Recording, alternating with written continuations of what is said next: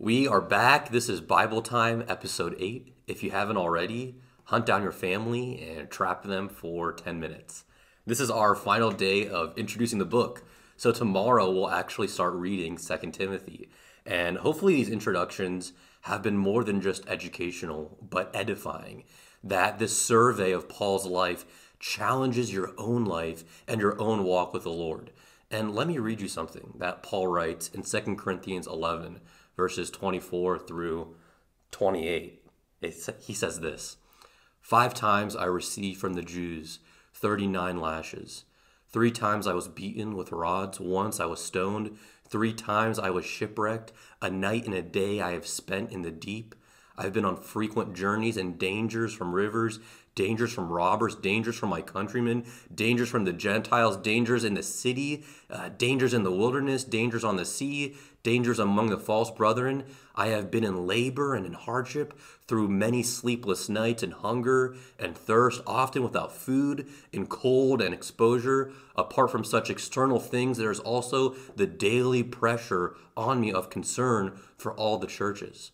And if we've seen anything in these journeys, anything in this survey of Paul's life, it's that Paul is radical for the gospel, that Paul knows what he must do, and he refuses to let anything or anyone stop him. Paul is unashamed. He stands before the Pharisees, the Sadducees, the high priest Ananias, the Jews, the Gentiles, princes, kings, and he doesn't compromise. He doesn't waver. He doesn't water anything down. He knows that all of history is moving forward to the moment where the risen Jesus Christ receives all glory and power and honor and dominion. And Paul says, I'm going to run this race. I'm going to be faithful to the very end. And in Second Timothy, Paul knows that everything is coming to an end. We've seen him in prison before, like in Philippi, but this time Paul knows is different. Although Paul brought the gospel to Rome, and although we saw yesterday that he was declared innocent, Paul once again in Second Timothy finds himself in a jail cell. And this time it's different because Emperor Nero is sitting on the throne. Emperor Nero is sitting on the throne. This is how we will draw Emperor Nero. And of all of the emperors in Roman history, Nero was the most infamous for his cruelty and for his bloodshed. And just to get a picture of how bad Nero is, Nero murders his own mom. So this guy is this ultimate sort of villain. And when Nero goes on a rampage, murdering Christians, Paul knows that I'm next. That's what Paul knows. And so what does Paul do with the little time that he has left? Well, he writes this final letter. And Paul writes this final letter. This is the jail cell. This is Paul. And he writes it to Timothy. There's our boy Timothy. Timothy can have hair because he's younger. Okay. Paul, no hair because he's old. All right. There's Paul. All right. Timothy is first mentioned during Paul's second missionary journey, and more than a brother in the faith, Timothy is like a son to Paul. That's why Paul calls Timothy his son and his child, like here, pew, and here, pew, and here, pew. All right, we'll see how that editing works out. Pew, pew, pew, okay? And Paul became Timothy's mentor, and the two just became co-laborers of the gospel together. The kind of bond that they shared was incredible. They traveled the ancient world. They ministered in places like Berea and Athens and Corinth and Philippi. They co-wrote the letters of Second Corinthians, Philippians, Colossians, First and Second Thessalonians, Philemon, and they were beaten up together. They were thrown in jail together, and eventually Timothy becomes the pastor at the church in Ephesus. Timothy becomes the pastor of the church in Ephesus.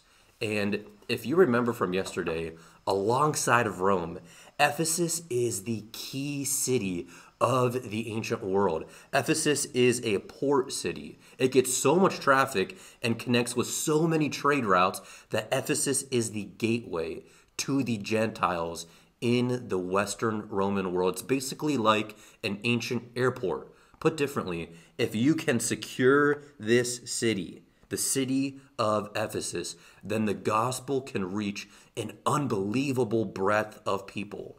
And Paul had placed Timothy in charge of the church in Ephesus. When Timothy first became a pastor here, he was a young guy, and he was timid, and he doubted himself. He was unsure if, whether or not he was the right kind of man for ministry. That he thought about quitting and just throwing in the towel. And these false teachers, they were infiltrating the church in Ephesus.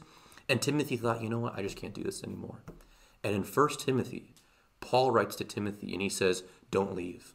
Do not quit. The stakes are too high. Stay where you are in Ephesus. Continue ministering right here. But in 2 Timothy, Paul says, come to Rome. Let me see you one last time.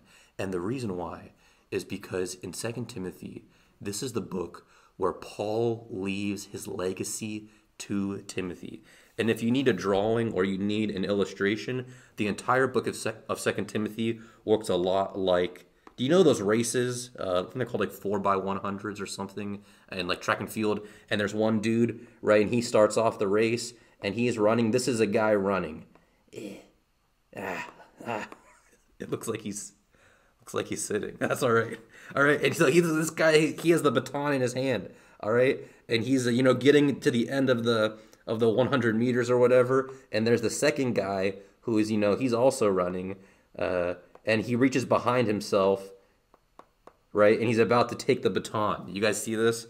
And this moment right here is the entire book of 2 Timothy. That's so bad. It looks like he's giving the other guy bread. I don't know. It's a baton, okay?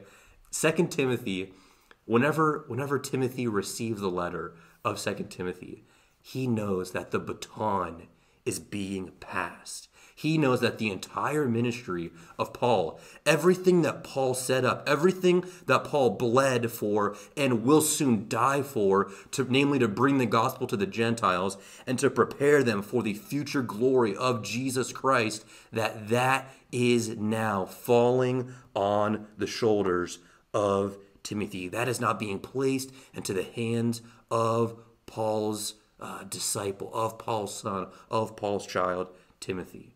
2 Timothy is the book where Timothy becomes the man of the hour. The apostles are dying off, and Paul says, Timothy, it's you. Continue what I started. And the legacy that Paul hands off to Timothy becomes now the same legacy of every single believer, which is now the legacy that every believer must uphold and now pass down to the next generation, and then to the next generation, and then to the next generation, and so on and so forth. And so what does Paul leave behind for Timothy and for us? We'll find out tomorrow. Welcome back. It is question time with Tommy. All right, for parents, because I had a few people ask, feel free to pause these questions if you want in between each question and come back. Or write them all down and talk about them all at once. It's up to you guys. You do whatever you want. But the idea here is to get your family talking, to get some good discussion going. But then our hope is that you guys will keep the discussion going, that you will take these simple questions and come up with some of your own. So be thinking about that kind of stuff as you guys do this. All right, the first question of the day is, what was the crazy, evil, supervillain emperor named? He was super crazy, started with an N. All right, question 2 is, why was Ephesus such an important city to bring the gospel to? And question 3, Paul left quite the legacy to Timothy, and it was very important to him. Have you thought about the legacy that you're leaving? Even as a young one, you guys can be thinking about this too, and it should be something you're thinking about from a young age. All right. That is it for today. We will see you guys tomorrow, Wednesday, episode 9. That's it. See ya.